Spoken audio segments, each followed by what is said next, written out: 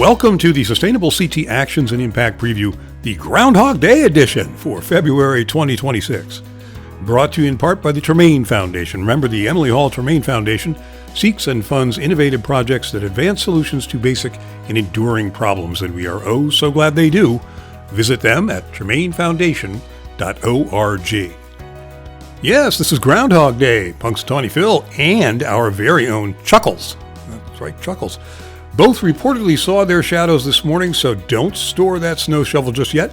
Shadows or no, though, today means something very different to us. Spring certification is just around the corner.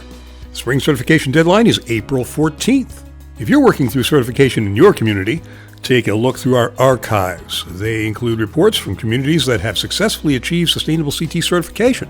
You can also visit the participating communities map to view each town's most recent certification report, see what worked for them as a guide to action in your own community. Help and resources are available for longer-term planning and future projects as well. Access opportunities for funding, take advantage of our no-cost assistance programs, and connect with our Sustainable CT Fellowship Program to support local sustainability actions and certification guidance in the summer. If your municipality has not yet registered with Sustainable CT, or if your town is registered but has not yet considered working towards certification, please contact us. We'd be happy to speak with you, provide any information you may need, and discuss next steps. And remember, don't drive angry. In Elements this month for the next Sustainable CT Coffee Hour, we'll explore the Connecticut Cultural District Program and the creative economy. The Connecticut Cultural District Program is a critical component of the state's efforts to advance the creative economy.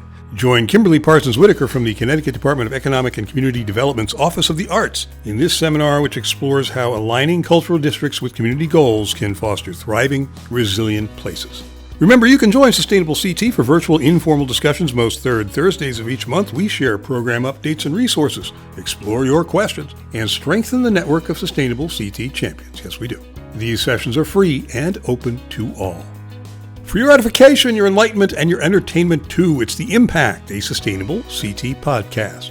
For the February episode, we paint the town red with Mary Ann Chinati. Mary Ann is the Economic and Community Development Redevelopment Director in the town of Putnam. And the town has done some amazing work through its Arts Council, and they've made arts and culture a substantial part of their economic development strategy. We find out why, how, and with what result, and where they're headed from here. This month's episode of The Impact will be available on February 15th, come hell, high water, or 3 feet of snow at sustainableCT.org and wherever you get your podcasts. In the Community Match Fund this month, the worm has turned. Yes, it has, as worms have wanted to do. The Connecticut Compost Alliance is a group of aerobic composting enthusiasts working together to support and educate current and future composters. Your support for this campaign will enable them to continue statewide compost education by offering an in-person 2026 Connecticut Compost Conference to be hosted at Wesleyan University in Middletown on March 19th. The Connecticut Compost Alliance will bring in speakers from across the country to educate attendees on Composting 101 and the basics on farm compost, biochar, food scrap collection, and so much more. More!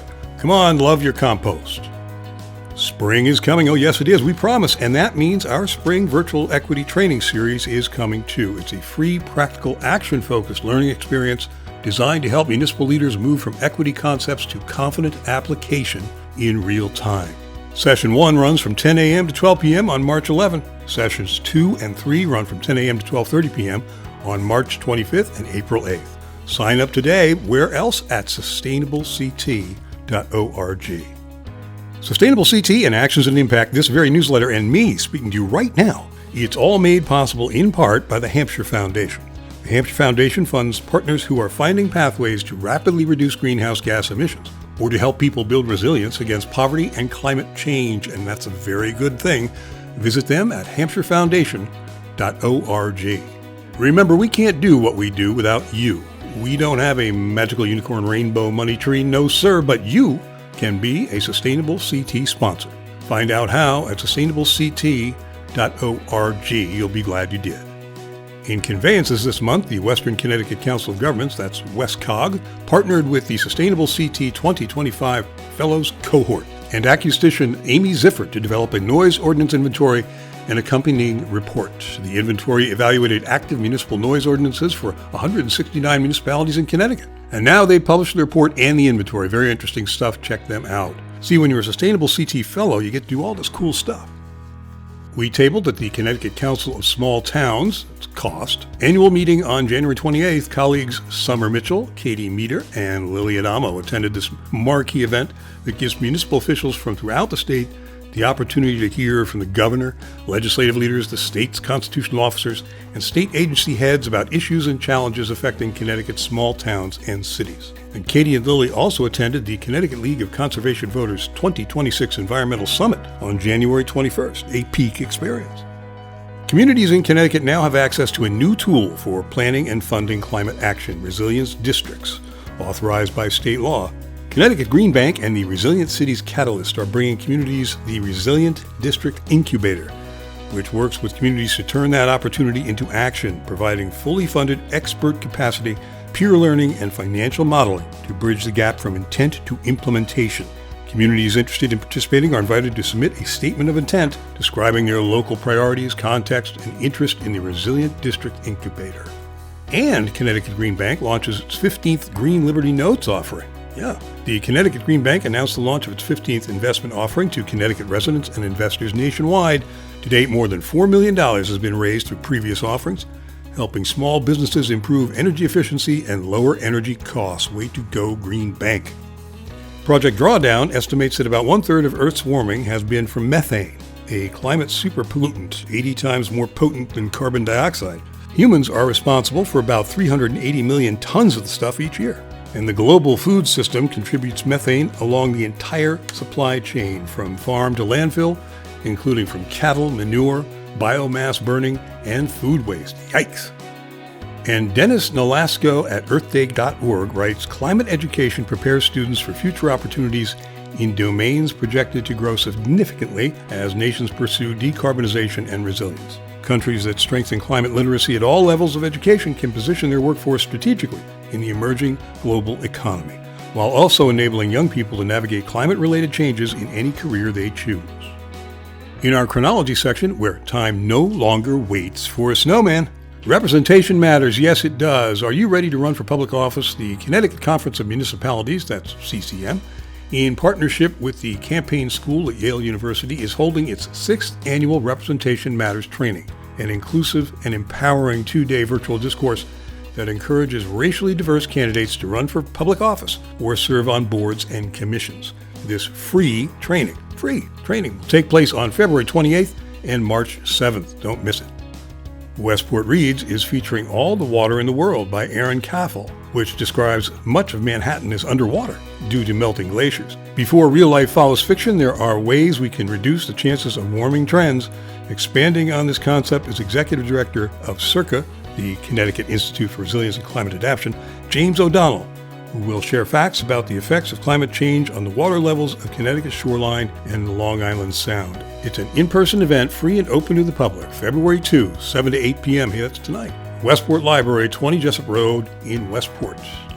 Our friends at the Department of Energy and Environmental Protection, that's deep to you and me, are planning to issue Connecticut's Climate Progress Report, and they are looking for comments. Written comments should be emailed to deep.climatechange@ct.gov. With Connecticut Climate Progress Report comments on the subject line, all comments should be submitted by the close of the public comment period at 5 p.m. February 6th. Are you interested in learning more about the new U.S. Geological Survey Compound Flood Hazard Mapper tool? Of course you are! During this workshop, you'll hear from USGS staff about local compound flooding hazards and learn how you can use this new online tool for decision making. They will walk through scenarios and provide time to explore, ask questions, give feedback. It's an in-person event, February 27th, 9:30 to 11:30 a.m., Stonington Community Center, 28 Cutler Street in Stonington. And we have a last word or two about the 2026 Sustainable CT Summer Fellowship Program, taking applications right now. Want to have a really great summer? Forget the pool, forget the beach. That backpacking trip across wherever can wait. Instead, you can help cities and towns across Connecticut become more sustainable. And what could be better than that? Be sure to apply for our 2026 Summer Fellowship Program. We place highly qualified college students across the state's councils of governments, COGS, to help cities and towns become registered, certified, and recertified with Sustainable CT. Come on, make it a summer to remember. Apply by February 9th at 5 p.m. And you can read all about it in this month's exciting edition of Actions That Impact, the official Sustainable CT newsletter. Accept no substitutes. Do yourself a favor and subscribe. And you can do that where summer is a fabulous employee at sustainablecT.org.